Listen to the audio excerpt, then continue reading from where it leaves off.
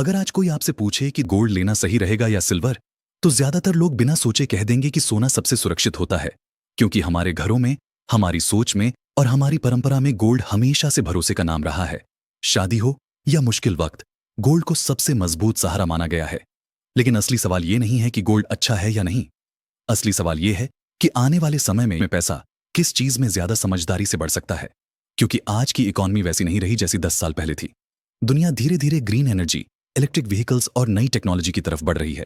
और यहीं से सिल्वर की असली कहानी शुरू होती है, क्योंकि सिल्वर सिर्फ एक प्रेशियस मेटल नहीं है, बल्कि एक इंडस्ट्रियल मेटल भी है, जिसका इस्तेमाल solar panels, electric cars, electronics, batteries और मेडिकल डिवाइसेज में बड़े पैमाने पर होता है। और जैसे जैसे ये इंडस्ट्रीज बढ़ेंगी, वैसे वैसे सिल्वर की डिमांड भी बढ़ेगी। वहीं दूसरी तरफ गोल्ड का काम ज्यादातर वैल्यू को बचाए रखना है। जब इन्फ्लेशन बढ़ता है, करेंसी कमजोर होती है या ग्लोबल टेंशन बढ़ती है, तब लोग गोल्ड की तरफ भागते हैं ताकि उनका पैसा सुरक्षित रहे। लेकिन गोल्ड अब इतना मैच्योर एसेट बन चुका है कि उसमें अचानक एक्सप्लोसिव ग्रोथ की उम्मीद कम ही रहती है। मतलब गोल्ड आपको स्टेबिलिटी देता है, लेकिन तेजी से अमीर बनाने का काम कम करता है। जबकि सिल्वर की खासियत यह है कि यह अभी भी गोल्ड के मुकाबले अंडरवैल्यूड माना जाता है।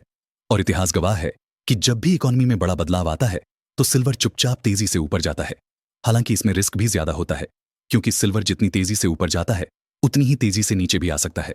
इसलिए सिल्वर उन लोगों के लिए है जो लॉन्ग टर्म सोच रखते हैं और शॉर्ट टर्म उतार चढ़ाव से डरते नहीं हैं। ग्लोबल इकोनॉमी में ग्रोथ आती है, रिन्यूएबल एनर्जी पर जोर बढ़ता है और इलेक्ट्रिक व्हीकल मार्केट एक्सपैंड होती है, तो सिल्वर को बड़ा फायदा मिल सकता है। वहीं अगर वर्ल्ड में अनसर्टेनिटी, वॉर या रिसेशन जैसी स्थिति बनती है, तो गोल्ड फिर से लोगों का भरोसेमंद साथी बन जाएगा।